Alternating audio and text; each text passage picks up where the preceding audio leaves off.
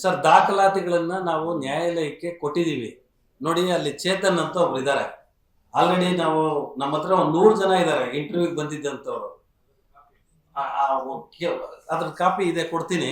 ಆ 3 ಜನ ನಾವು ನ್ಯಾಯಾಲಯದ ಮುಂದೆ ಕರ್ಕೊಂಡೋಗಿ ನಿಲ್ಸಿದೀವಿ. ನಮಗೆ ಅನ್ಯಾಯ ಆಗಿದೆ, ನಮಗೆ ಸಿಗಬೇಕಾಗಿರುವಂತ ಹುದ್ದೆ ಕಸ್ಕೊಂಡಿದ್ದಾರೆ, ಕಳ್ತನ ಆಗಿದೆ. ಜನಪ್ರತಿನಿಧಿಗಳ ನ್ಯಾಯಾಲಯ sir, court hall number 82, court hall number 82, MLA MP special court sir. ಅದು in the court of the additional city civil court 82 CCH 82. ಅದು ಬರೀ MLA MP ಗಳಿಗೆ ಮಾತ್ರ ಅಲ್ಲಿ ಪ್ರಕರಣ ದಾಖಲಿಸಲಾಗುತ್ತೆ ಸರ್.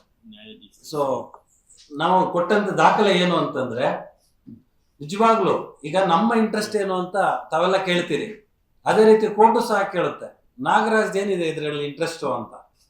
ಸೊ ಆ ಇಂಟ್ರೆಸ್ಟ್ ಅನ್ನ ಕೇಳೋದ್ರ ಜೊತೆಗೆ ಅವಕಾಶ ವಂಚಿತರಾಗಿದ್ದಂತ ಸುಮಾರು 4 ಜನರದ್ದು ದಾಖಲೆನ ಇದರಲ್ಲಿ ಸಲ್ಲಿಸಿದೀವಿ ನಾವು ಕೋರ್ಟ್ಗೆ.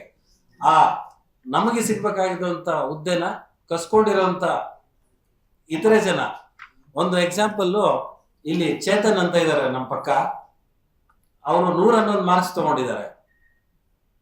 ಅವ್ರಿಗೆ ಸಿಗಬೇಕಾಗಿರೋಂತ ಹುದ್ದೆಗೆ ಏನಪ್ಪ ಹೆಸರು, ಸಾಗರ್ ಅನ್ನೋಂಥವ್ರಿಗೆ ಸಿಕ್ಕಿದೆ, ಶಶಿಧರ್. ಅವ್ರಿಗೆ 139 ಮಾರ್ಕ್ಸ್ OMR ಶೀಟ್, ನಕಲಿ OMR ಶೀಟ್ ಅಲ್ಲಿ ಇದೆ. ಈ ಮನುಷ್ಯ 111 ಕಷ್ಟಪಟ್ಟು ರಾತ್ರಿ ಆಗ್ಲು ಶ್ರಮ ಹಾಕಿ ಓದಿ 111 ಮಾರ್ಕ್ಸ್ ತಗೊಂಡಿದ್ರೆ, ದುಡ್ಡಿರೋಂತ ಶಶಿಧರ್ ಅವರು 139 ಮಾರ್ಕ್ಸ್ ಬಂದಿರುತ್ತೆ. ಅವ್ರದ್ದು ಒರಿಜಿನಲ್ ಡೂಪ್ಲಿಕೇಟ್ ಅಲ್ಲಿ ಅವನ್ ಬರ್ದಿರೋದ್ರಲ್ಲಿ ಮಾರ್ಕ್ಸ್ ಇಲ್ಲ, 15, 16 ಬರುತ್ತೆ. ಕೋರ್ಟ್ ಅಲ್ಲಿ ನಾವು 30ನೇ ತಾರೀಕು ಪ್ರಕರಣ ದಾಖಲಿಸಿದ್ದು, 13ನೇ ತಾರೀಕು ನಮ್ಗೆ ಆದೇಶ ಸಿಕ್ಕಿದೆ. ಕೋರ್ಟ್ ಮಧ್ಯಪ್ರವೇಶ ಮಾಡಿದೆ ಅಂತಂದ್ರೆ. GR ಆರ್ಥೋಪೆಡಿಕ್ಸ್ ಕೋಲಾರ್ ಮೂಳೆ ಚಿಕಿತ್ಸಾ ಕೇಂದ್ರ. ಅತ್ಯಾಧುನಿಕ ತಂತ್ರಜ್ಞಾನ ಬಳಸಿ ಎಲ್ಲ ಮೂಳೆ ಸಂಬಂಧಿ ಸಮಸ್ಯೆಗಳಿಗೆ ಪರಿಹಾರ. ಜಾಯಿಂಟ್ ರಿಪ್ಲೇಸ್ಮೆಂಟ್, ಸ್ಪೋರ್ಟ್ಸ್ ಸಂಬಂಧಿ ಸಮಸ್ಯೆಗಳು, ಮೂಳೆ ಮುರಿತ, ಸ್ಪೈನ್ ಶಸ್ತ್ರಚಿಕಿತ್ಸೆಗಾಗಿ ನುರಿತ ಮೂಳೆ ತಜ್ಞರನ್ನು ಸಂಪರ್ಕಿಸಲು 7022532255ಕ್ಕೆ ಇಂದೇ ಕರೆ ಮಾಡಿ. ಆ ವ್ಯಕ್ತಿ ಏನಿದ್ದಾನೆ ಅವನಿಗೆ ಸಿಗಬೇಕಾಗಿರುವಂತ ಹುದ್ದೆನ ಬೇರೊಬ್ಬ ಕಸ್ಕೊಂಡಿದ್ದಾನೆ. ಅದೇ ಇಲ್ಲಿ ಮುಖ್ಯವಾಗಿರುವಂತ ಪ್ರಶ್ನೆ. ಹೌದು, ಅದು ನಮಗೆ ಗೊತ್ತಿಲ್ಲ ಸರ್. ಅದನ್ನ ಡಿಮ್ಯಾಂಡ್ ಬಂದಿದೆಯೋ ಇಲ್ಲೋ ಗೊತ್ತಿಲ್ಲ ನಮಗೆ, ಅದು ನಮಗ್ ಗೊತ್ತಿಲ್ಲ. ಬಟ್ ಇಲ್ಲಿ ಏನಾಗಿದೆ, ಇವ್ರ ಹುದ್ದೆನ ಅವ್ರು ಕಸ್ಕೊಂಡಿದ್ದಾರೆ, ನನ್ನ ಅನ್ನನ ಇನ್ನೊಬ್ಬ ಕಸ್ಕೊಂಡಿದ್ದಾನೆ. ಕಳ್ತನ, ಇದು ಫೋರ್ಜರಿ. ಕೋರ್ಟ್ಗೆ ನಾವು ಮನವರಿಕೆ ಮಾಡಿಕೊಟ್ಟಿರೋದು ಇದೇನೆ, ಕದ್ದಿದ್ದಾರೆ. ಇದು ಇದೆಯಲ್ಲ 75 ಜನ ಡೂಪ್ಲಿಕೇಟ್ OMR ಶೀಟ್ ಇದೆಯಲ್ಲ, ಇಲ್ಲಿ OMR ಶೀಟ್ ಇದೆಯಲ್ಲ, ಅಲ್ಲಿ OMR ಶೀಟ್, ಆ ಶಶಿಧರ್ ಅನ್ನೊಂದು OMR ಶೀಟ್ ಇದೆ. ಇದೇ ಶಶಿಧರ್ದು ಸುಮಾರು ಗ್ರೂಪ್ಸ್ ಇದೆ. ಒಂದು 15 ತರದ್ದು ಎಂಪ್ಲಾಯೀಸ್ ನ ರಿಕ್ರೂಟ್ ಮಾಡಿದ್ದಾರೆ ಅವರು, ಬಲ್ಕಲ್ ತಗೊಂಡಿಲ್ಲ. ಇವ್ರ ಗ್ರೂಪ್ ಅಲ್ಲಿ 2 ಹುದ್ದೆ, ಆ 2 ಹುದ್ದೆಯಲ್ಲಿ ಒಬ್ಬ ಶಶಿಧರ್ ಇದ್ದಾನೆ. ಇವರು ಏನು ಅರ್ಜಿ ಹಾಕಿದ್ರು, ಅವ್ರ ಕ್ವಾಲಿಫಿಕೇಶನ್ ಮತ್ತೆ ಕ್ರೈಟೀರಿಯಾಕ್ ತಕ್ಕಂಗೆ ಬೇರೆ ಬೇರೆ ತರದ ಹುದ್ದೆಗಳು, ವಿಸ್ತರಣಾಧಿಕಾರಿ, dairy supervisor, technical officer, doctor, ಈ ತರ. ಸೊ ಆ ಗ್ರೂಪ್ ಅಲ್ಲಿ ಈ ವ್ಯಕ್ತಿ 2 ಹುದ್ದೆ ಇರುತ್ತೆ. ಆ 2 ಹುದ್ದೆಯಲ್ಲಿ ಒಬ್ಬ ಶಶಿಧರ್ ಅನ್ನೋ ಒಂದು OMR ಶೀಟ್ ಇದೆ ಇಲ್ಲಿ. ಸೊ ಇದೇ ವ್ಯಕ್ತಿ ಆ OMR ಶೀಟ್ ನ ತಿದ್ದಿ ಅವ್ನು ತಗೊಂಡಿರೋ 15-16 ಮಾರ್ಕ್ಸ್ ನ ಪಕ್ಕಕ್ಕೆ ಬಿಸಾಕಿ 139 ಮಾರ್ಕ್ಸ್ ನ ತಿದ್ದುತ್ತಾರೆ. ಇಲ್ಲಿ ಇದೆ ಒರಿಜಿನಲ್ OMR ಶೀಟ್ ಇದೆ, ಇದ್ರಲ್ಲಿ ಹುಡುಕಪ್ಪ OMR ಶೀಟ್. ಹೌದು, ಅದು ಸ್ಪೆಷಲ್ ಕೋರ್ಟ್ ಸರ್. ಅದು prevention of corruption of act, money laundering, ಕಳ್ತನ, ಏನ್ ಬೇಕಾದ್ರೂ ಕಾಗ್ನಿಸೆನ್ಸ್ ತಗೊಳ್ಳುವಂತ ಕೋರ್ಟು ಸರ್ ಅದು. ಇಲ್ಲಿ ಮುಖ್ಯವಾಗಿ ನಾವು ED ಮತ್ತೆ ಲೋಕಾಯುಕ್ತ ಸಂಸ್ಥೆನ ಪಕ್ಕಕ್ಕಿಟ್ಟು ಈ ಪ್ರಕರಣ ದಾಖಲಿಸಲಿಕ್ಕೆ ಕಾರಣ ಏನು ಅಂತಂದ್ರೆ, ಅವ್ರಿಗಾಗಿರೋ ಅನ್ಯಾಯ. ಅದ್ರ ಬಗ್ಗೆ ನನಗೆ ಮಾಹಿತಿ ಇಲ್ಲ ಸರ್. ನಮ್ಮ ಕೇಸ್ ಬಗ್ಗೆ ಅಷ್ಟೇ ನನಗೆ ಮಾಹಿತಿ. ನಾವು ನಂಬಿಕೆ ಇಲ್ಲ ಅಂತ ಹೇಳಿಲ್ಲ. 3 ವರ್ಷದಿಂದ ಪಾಪ ಲೋಕಾಯುಕ್ತಕ್ಕೆ ಯಾರು ಪರ್ಮಿಷನ್ ಕೊಡ್ತಾ ಇಲ್ಲ. 24ರಲ್ಲಿ ಲೋಕಾಯುಕ್ತ ಸಂಸ್ಥೆ ಫೀಲ್ಡ್ಗೆ ಇಳಿದಿದೆ. ಅವರು ಏನು ಮಾಡಿಲ್ಲ. ಯಾಕೆ ಅಂತಂದ್ರೆ ಪರ್ಮಿಷನ್ ಕೊಡ್ತಾ ಇಲ್ಲ ಸರ್ಕಾರ. ಹೈಯರ್ ಎಜುಕೇಶನ್ ಮಿನಿಸ್ಟ್ರಿನೂ ಪರ್ಮಿಷನ್ ಕೊಟ್ಟಿಲ್ಲ, ಸಹಕಾರ ಇಲಾಖೆನೂ ಪರ್ಮಿಷನ್ ಕೊಟ್ಟಿಲ್ಲ. ಅದೆಲ್ಲಾದ್ರೂ ಹೋಗ್ಲಿ, ನಮ್ಮ ಕೋಲಾರೇ ಪರ್ಮಿಷನ್ ಕೊಟ್ಟಿಲ್ಲ.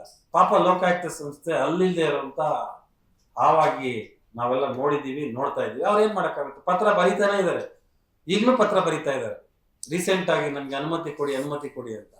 ಇವ್ರು ಹೀಗೆ ಮಾಡ್ತಾರೆ ಅಂತ ತಿಳ್ಕೊಂಡು ನಾವು ನಮ್ಮ ಮೈಂಡನ್ನ ಅಪ್ಲೈ ಮಾಡಿ ಅವ್ರಿಗೆ ನ್ಯಾಯ ಕೊಡಿಸ್ಬೇಕು.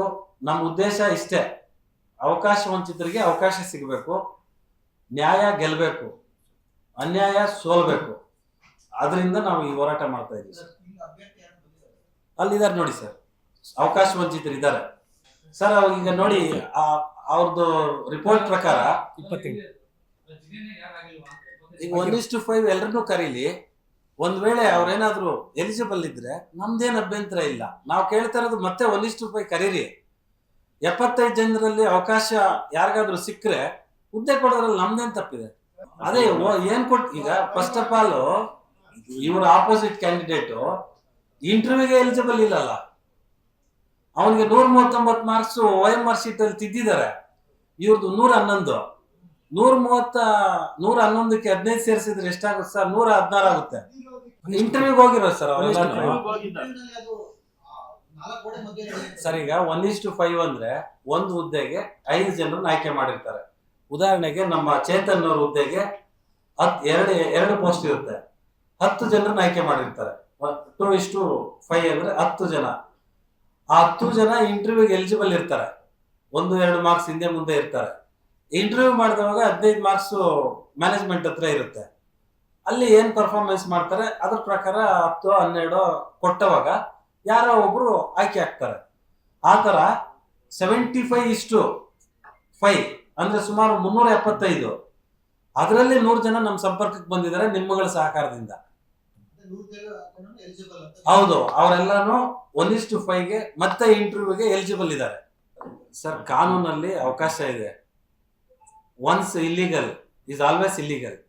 ನೀವು ಕೆಲಸ ಮಾಡ್ಬಿಟ್ಟಿದ್ದೀರಿ ಅಂದ್ ಮಾತ್ರ ಎಷ್ಟೋ ಜನ KS ಆಫೀಸರ್ಗಳನ್ನ ಕಿತ್ತು ಮನೆಗೆ ಕಳಿಸಿರುವಂತ ಅವಕಾಶಗಳು ಇದೆ.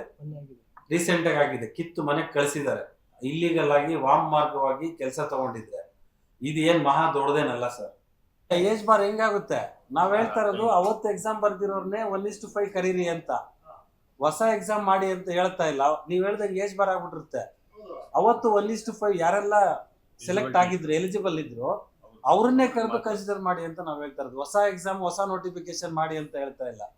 ಈ 75 ಜನನ ತೆಗೆದು ಆಚೆಗೆ ಹಾಕಿ ಮೊದ್ಲಿಂದ 1:5 ಕರೀರಿ. ಆ 75 ಜನದಲ್ಲಿ ಯಾರು ಇದ್ರೆ ಅವ್ರಿಗೂ ಕೊಡ್ಬೋದು ತಾವು. ನಾವು ಆಲ್ರೆಡಿ CBIಗೆ ವಹಿಸಿ ಅಂತ ಹೇಳಿ ಚೀಫ್ ಸೆಕ್ರೆಟರಿ ಅವರಿಗೆ 25 ಮೇ 2026 ಪತ್ರ ಕೊಟ್ಟಿದೀವಿ. ಅದು ಅಡ್ಡಾಡ್ತಾ ಇದೆ. ಸಹಕಾರ ಇಲಾಖೆ ರೀಜನಲ್ ಜಾಯಿಂಟ್ ಸೆಕ್ರೆಟರಿನ ಜಾಯಿಂಟ್ ಏನವರು ರಿಜಿಸ್ಟರ್ ಆಫ್ ಸೊಸೈಟೀಸ್ ಅಲ್ಲಿ ಬಂದು ನಿಂತಿದೆ ಏನ್ ಮಾಡ್ಬೇಕು ಅಂತ. ನಾವು ಅದರಲ್ಲಿ ಏನ್ ಕೇಳಿದಿರಿ ಅಂದ್ರೆ ಈ ನೇಮಕಾತಿನ ತಡೆ ಹಿಡಿದು 75 ಜನರನ್ನ ತೆಗೆದು ಹೊಸದಾಗಿ 1:5 ಮಾಡಿ ಆಮೇಲೆ CBI ತನಿಖೆಗೆ ವಹಿಸಿ, ಇದು ನಮ್ಮ ಆಗ್ರಹ. ಈಗ ನಾವು ಇದು ಮುಗಿಲಿ ಅಂತ ಕಾಯ್ತಾ ಇದ್ವಿ. ಈಗ ಮತ್ತೊಂದು ಪ್ರಕರಣನ ಹೈಕೋರ್ಟ್ ಅಲ್ಲಿ ದಾಖಲು ಮಾಡ್ತೀವಿ ಸರ್.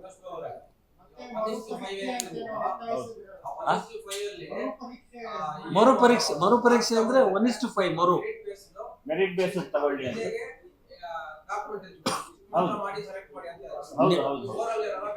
ನ್ಯಾಯಯುತವಾಗಿ ಬೇಡ, ನ್ಯಾಯಯುತವಾಗಿ ಪ್ರಾಮಾಣಿಕವಾಗಿ ಯಾರು ಡಾಕ್ಯುಮೆಂಟ್ ಕರೆಕ್ಟ್ ಆಗಿ ಹಾಕಿದ್ದಾರೆ, ಯಾರು ಮಾರ್ಕ್ಸ್ ತೆಗೆದಿದ್ದಾರೆ ಅವ್ರನ್ನ ತನಿಖೆ ಚೆಕ್ ಮಾಡಿ ಪ್ರಾಮಾಣಿಕವಾಗಿ ಸೆಲೆಕ್ಟ್ ಮಾಡಿ ಅಂತ ನಮ್ಮ ರಮೇಶ್ ಅಣ್ಣವ್ರು ಹೇಳ್ತಾರೆ.